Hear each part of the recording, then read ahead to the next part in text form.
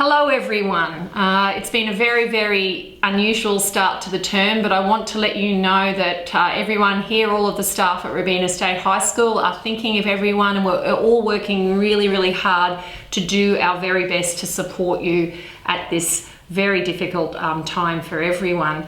I want to start by welcoming a few new staff and a few staff that are returning to Robina High that haven't been with us for a little while. They were on some leave last term. So firstly, welcome back to Miss Thorburn.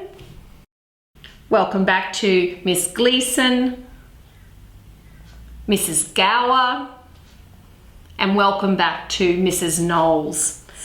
We also have a number of new staff that are joining us for term 2. I'd like to welcome Miss Carnell to Robina State High School, and Miss Carnell will be filling in behind Miss Smith while she is on her leave. So we welcome her to our Netball Academy, and she'll also be teaching in other range of subject areas as well. And welcome to Miss Simpson, and Mrs. Simpson is our acting science head of department for the remainder of the year, filling in behind Mr. Wiseman. Yesterday, everyone received some very important communication, and it was this particular document here. It's called Learning at Home, the Robina Way. And I really need you to look at that document very carefully, because what it tries to do is give you all of the conditions that you need to make the most of the next 5 weeks. And in particular, I want to talk about that very first slide around your timetable, because what we are asking you to do is pretty much follow your timetable. Get back into the routine that you would be using if you were at school. Set your workspace up at home. Use your timetable. If your period 1 lesson is English, you should be engaging with your English work, and so on. So that's really important. What is also really important is that we know that you are learning every day. And one of the ways that you need to do that, and the most important way that you need to do that, is through letting us know via email that you are on track and set up for the day.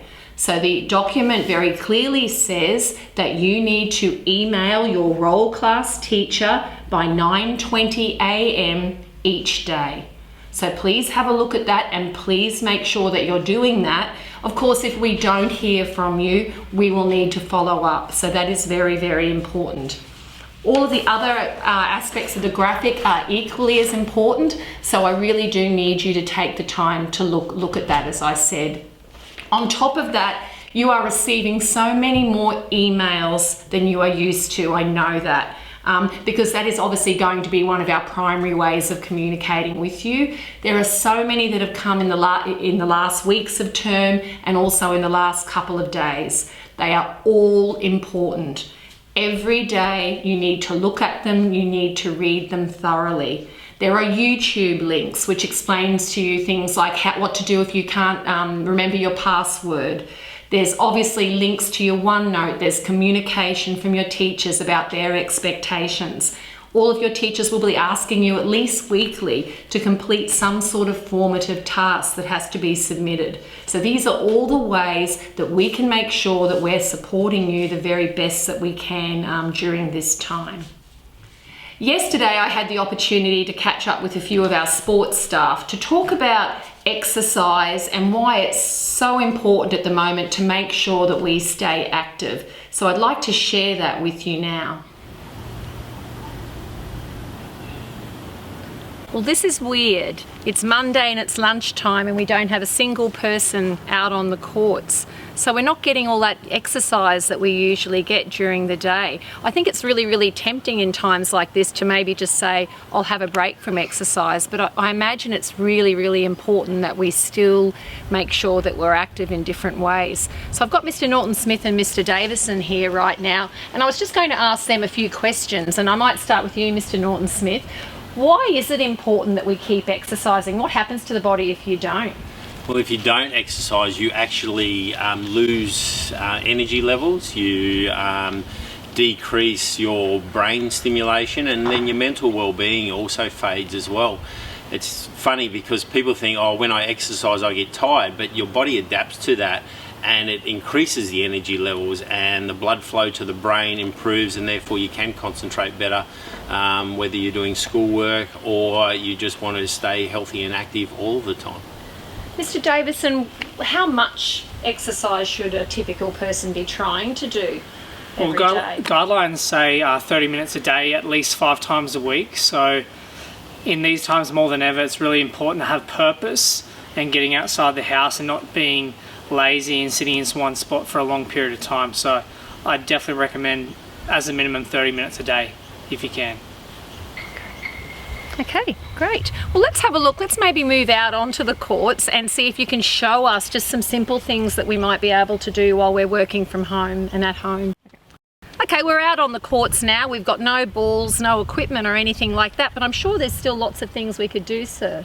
There sure is. So after you've got an extensive warm-up in, warming up the muscles initially, some dynamic stretching, maybe a light jog around a park or outdoors somewhere, roughly 5 minutes. Here's one workout you can do to start with.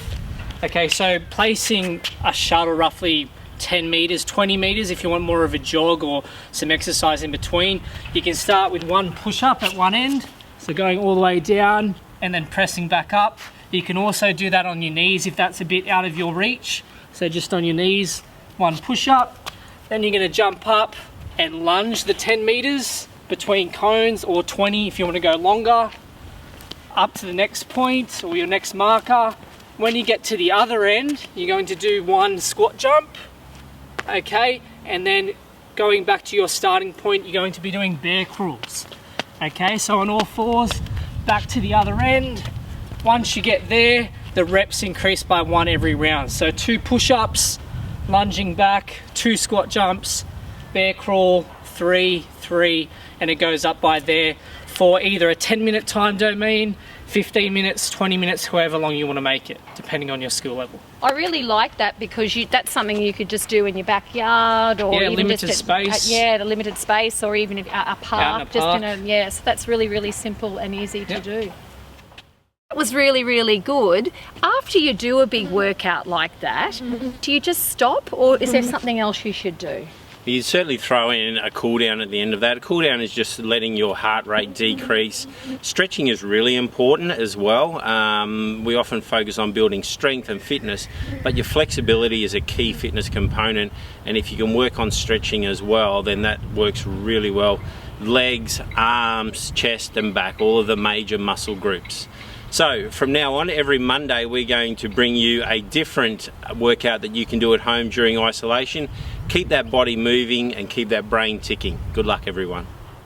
Thanks very much, everyone, and I hope to do this sort of communication weekly, just so you know what's happening from our end, and just keeping those lines of communication open. We really are thinking of everyone. The school is a very, very unusual place without you here, so we cannot wait for the day to come when we're back and functioning as we're used to.